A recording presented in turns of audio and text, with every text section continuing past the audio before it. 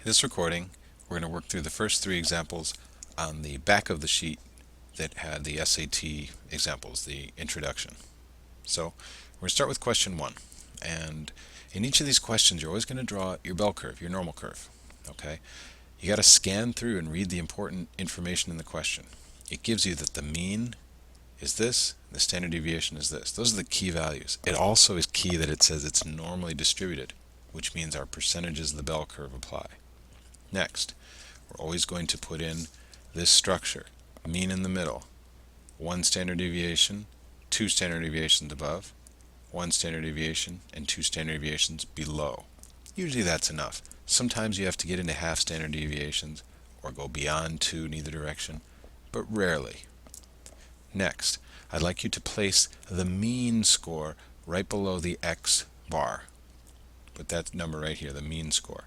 Then I'd like you to add on 1 standard deviation above and 2 standard deviations above, and then subtract 1 standard deviation and 2 standard deviations. Play the recording when you've got those numbers in place.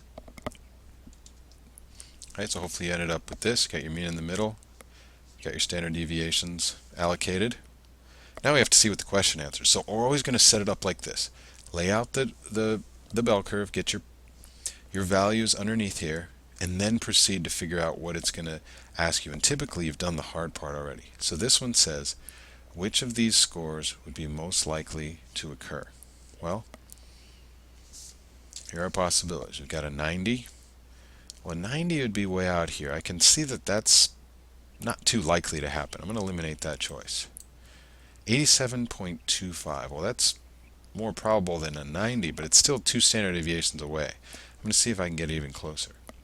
80.5 is only 1 standard deviation away, so you can see that's pretty close to the center.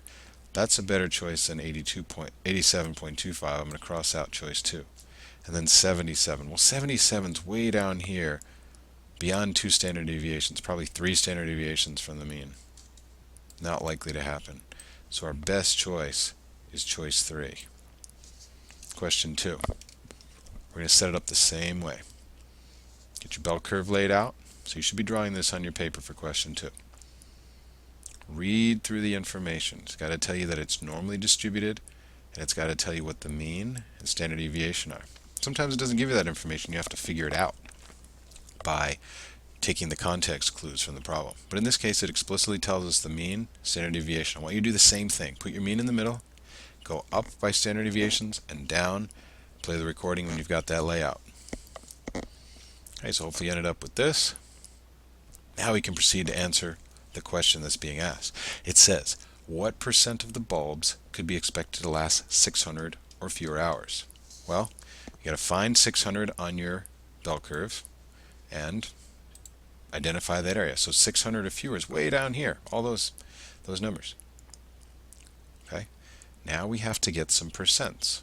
Well, we go to our chart and we figure out the percent. So anything below 2 standard deviations was a 1.7%, 0.5%, and a 0.1%. Add all those guys up. Adds up to 2.3%, which is choice 2. Last question we're working on together, folks, is number 3.